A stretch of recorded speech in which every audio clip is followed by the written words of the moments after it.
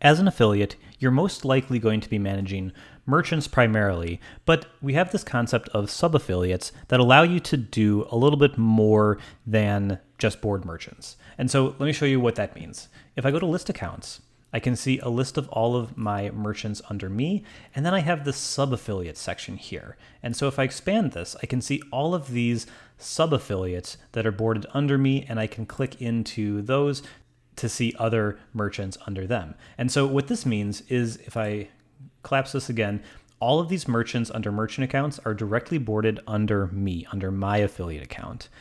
Now, I may want to make it so that someone else in my company, maybe I'll give each employee a sub-affiliate account, or maybe I'm working on a deal with another company and they're going to be boarding merchants themselves. They're going to be bringing their own mids in, and they want to be able to board them themselves and not get me involved.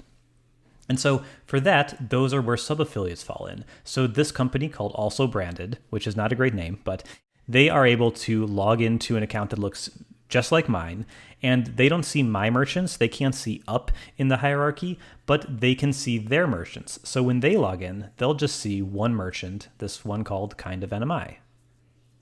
And let me click into this one to kind of show you the details.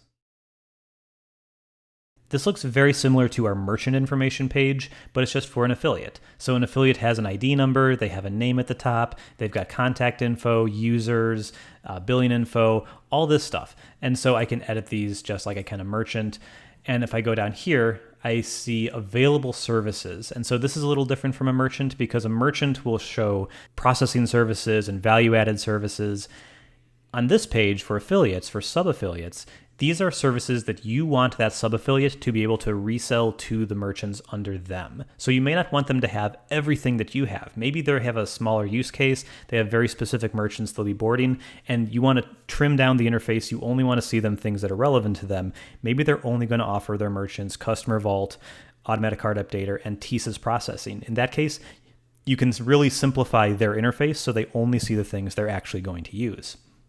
So you can see in this example, about half of the services are available for the affiliate to resell to their merchants. If we go down here to the processing services, these are the credit card processors that you have access to and the check processors. And you can see almost none of these are selected. They only really have access to Account Updater and Chase Payment Tech Salem, but they don't have most of the things that you do as the parent affiliate. And so you can go all the way down the list, and then we have the fee schedules here. So when you are reselling them, these services, you're selling them to them kind of like a merchant. So if you're paying NMI, let's say $5 a month and 5 cents per transaction for a service, you can resell that to the sub-affiliate kind of like you do for a merchant. You assign them a fee schedule, and that fee schedule is going to be what their cost is to you. So it's a kind of tricky thing to wrap your brain around, but if you're paying NMI 5 cents per transaction and $5 per month for a service, you can offer that service to a sub-affiliate for, right here, Account Updater would be $10 a month and 10 cents per transaction. So when they board a merchant, the minimum they're going to have to charge that merchant is 10 and 10. And so they can mark it up to $12 and 12 cents or something like that, or $15 and 20 cents, something like that. But they have to go higher than that because they're paying up the chain. They're paying you $10 and 10 cents, and then you're paying NMI $5 and 5 cents. So effectively what would happen here if they sold this to a merchant for $12 a month and 12 cents per transaction, the merchant would pay $12 a month and 12 cents per transaction for the service. This sub-affiliate would get the $2 commission and 2 cents per transaction commission that they marked it up for the merchant. And then you, as the parent affiliate, will get $5 commission on the monthly fee and 5 cents per transaction on that fee, because that's what you marked it up for them. And then, of course, NMI will still get the $5 per month and 5 cents. So NMI never makes more money on your sub-affiliates. We make exactly the same. You can just choose to mark that up for your sub-affiliates. And if it's not a thing that you want to make money on, you don't want to make money in addition on top of that for your sub-affiliates, you can just mark this at exactly your cost. That's your choice. So there's a bunch of different ways you can do it, but that's an example of how it could work. Now, if you want to board a new sub-affiliate, you can go ahead and add an affiliate. There's also a link on the home screen. And so this is much like boarding a merchant account. You give it a name, address, contact info, and then some support emails and a commission payment information. So this is where we will pay commissions to this affiliate, this sub-affiliate. So let me go ahead and fill this out real quick.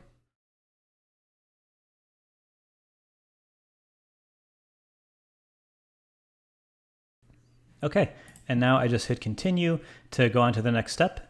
Now you're adding what services you want this affiliate to be able to resell. So let's go with that example we talked about earlier where they only have the customer vault and they have automatic cart updater, and then the only processing platform they have access to is TSYS. So TSYS EMV, there we go. We're going to continue.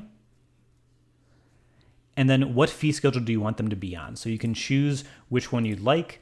Again, you should know what these are. You can go to your settings to to service prices and then fee schedules to be able to see what these are in detail. We'll show them here, or you can do a custom schedule and just set specific fees for each service here.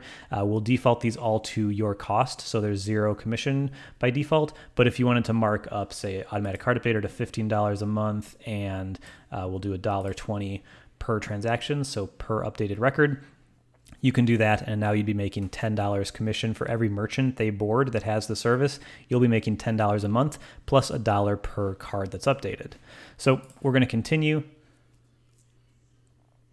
And then you just confirm everything. So this is that detail screen again. You can see all the stuff there. If you want to make an extra change, let's say I also want to give them First Data Omaha. So here's First Data Omaha. I'm going to check that. I'm going to update the services. And since they're on a custom fee schedule, NMI doesn't know how much to charge them for this new service you've added. So you can go down here, edit your fees for First Data Omaha. We're just going to leave them the same and save the fee schedule changes. There we go. And so we can see First Data Omaha is checked now. There it is. And once I'm ready, I can just create the sub-affiliate, and now they'll receive an email that has them log into their account for the first time, set a password, and they'll be ready to go start boarding merchants right away.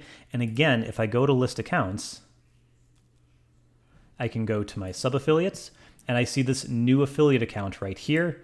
I click into it, I can edit it, I'll be able to see their merchants once they have them, and they're all ready to go. And just like merchants, I can log in as this sub-affiliate and see the gateway from their perspective, and I can reset their password if they ever lose it.